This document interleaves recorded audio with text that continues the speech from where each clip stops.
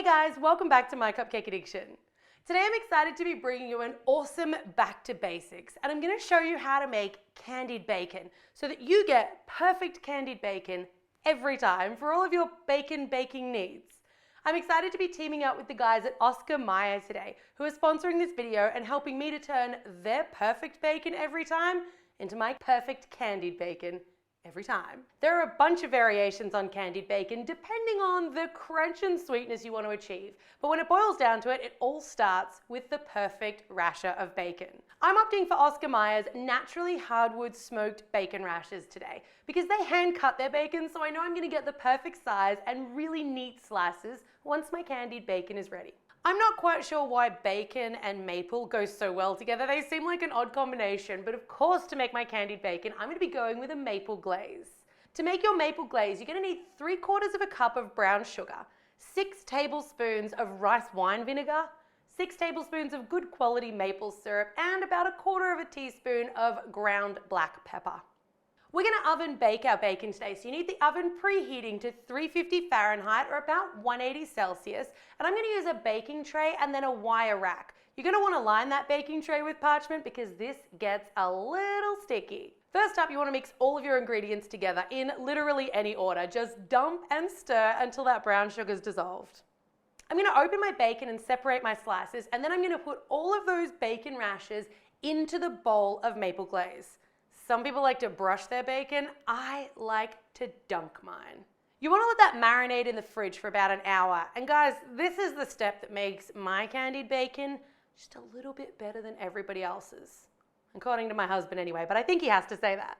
Once my hour of fridge marinating time's up, I'm going to pull out my Oscar Mayer bacon rashers, and I'm going to use my tongs to kind of pincer them at each end, transport them down onto the tray, and then open them up once they're there.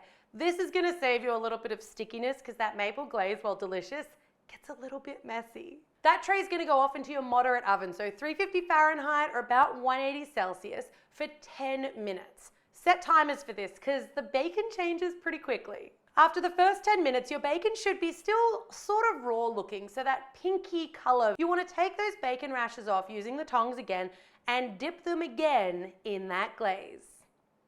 When your bacon rashers are all dipped and back on the tray, you're going to put it into the oven for another 5 minutes. We're going on 5-minute intervals from here on in. After 5 minutes, your Oscar Mayer bacon should be browning around the outside edges. And instead of dipping from here on in, we're going to brush with a pastry brush and give those Oscar Mayer bacon rashers a nice hearty coating on the front, flip them all over, coat them on the back, and then back off into the oven for, you guessed it, another 5 minutes. So after 20 minutes total cook time, this is essentially your first level of candied bacon. It's like a little bit browned around those outside edges, and it's kind of flexible. So if you like your bacon sweet but chewy, you want to put it in a Caesar salad to spice things up, this is the soft stage of candied bacon. And I should mention that after baking, upon sitting, the bacon actually firms up a little bit. So even if it looks a little flexible now, once it's actually set, it gets a lot firmer. To get to our next stage of candied bacon, you're going to give everything another brush with the maple glaze, front and back, put it back into the oven for another 5 minutes. When that comes out, you're going to notice caramelization happening all over the piece of bacon, and the browning around the edges is going to be deeper in color, but this bacon's going to be kind of somewhere in the middle of super crisp and crunchy caramelized candied bacon and kind of that soft, flexible candied bacon that we saw earlier. So this is actually my preferred level of candied bacon. It's crispy around the outside edges, but it still retains that lovely kind of bacony color, and then it's a little chewy in the middle, but super sweet and delicious. But there's more. If you've managed to stop yourself from eating all of your candied bacon at this stage, then it's time to give it one last coat of the maple glaze. Again with the pastry brush, back and front and back into the oven for, I'm going to say 5 minutes. I feel like there's a lot of 5 minutes. When your Oscar Mayer candied bacon comes out of the oven, it's going to be deep, rich brown in color. It's going to be crispy all around the edges with a very slight hint of pink in the middle. Just because the edges are brown when caramelizing does not mean they're at all burnt, so don't freak out. This is just the sugars and the maple soaking into the bacon, and it's that delicious crispiness that, let's face it, a lot of us really love. So that's your 3 stages of candied bacon, and you can store that in the fridge for about a week. I separate mine with parchment paper so the bacon doesn't stick to its bacon friends and it's easy to peel off when I want to use it. Now I figure we should do some bacon with our bacon. All right, I wanted to say that this whole episode. I'm going to show you how to make some really, really simple maple bacon cupcakes with my candied bacon. I'm using a batch of my classic vanilla cupcake recipe.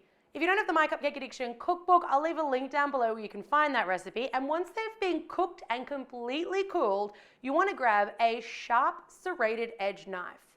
I'm going to core a nice little circle out of the center of each of my cupcakes.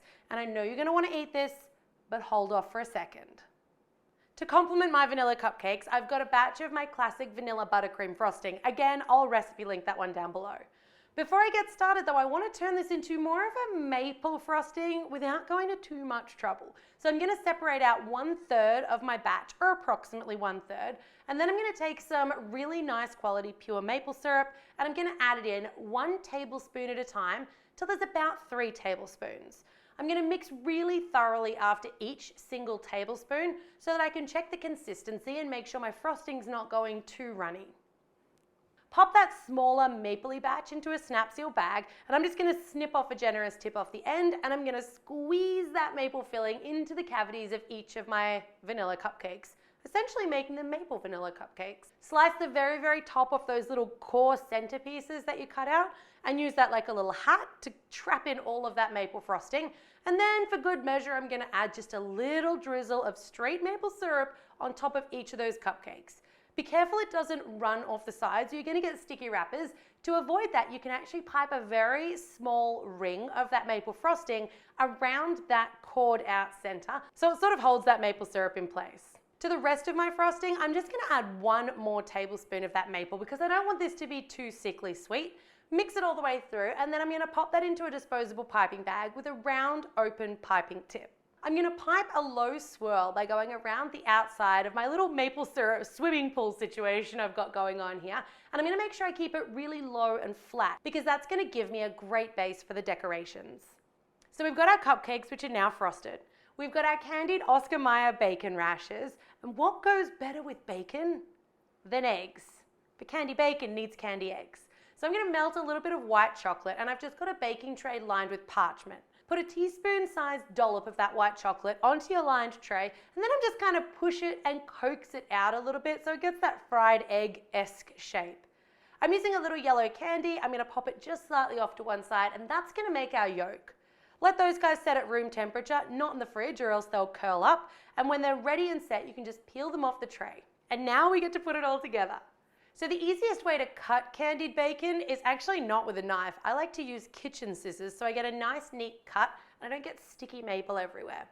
I'm going to place one of my half strips of bacon towards the back of my cupcake, and then I'm going to pick one of my candied eggs off the tray, pop it straight down on, leaning slightly up against our Oscar Mayer bacon strip, and then I'm going to add a little caramel sausage just to the side. So I've got some little caramels or toffee chews that are quite soft and pliable, and I'm just going to kind of round off the edges and stretch them a little bit to look like a big jelly bean. To make the little end bits that you'd see on a sausage, I'm going to use a pair of scissors and I'm just going to make one small almost cut in one direction and then turn my sausage and make another small almost cut in the other direction. That's going to make those little twisty ends that you see on sausages, and you have a caramel sausage. Candied bacon, chocolate egg, caramel sausage. This doesn't sound right, but it does sound delicious. Okay, adorable, very delicious, sure they are, absolutely show-stopping every single time. I tell you what, if Oscar Mayer is going to take the title for the most perfect bacon strip every time, I'm going to take the title for the most perfect candied bacon strip every single time. I hope you guys enjoyed learning everything there is to know about how to make your own candied bacon at home. Big thanks to Oscar Mayer for teaming up with me on today's video. And as always, guys, thanks very much for watching.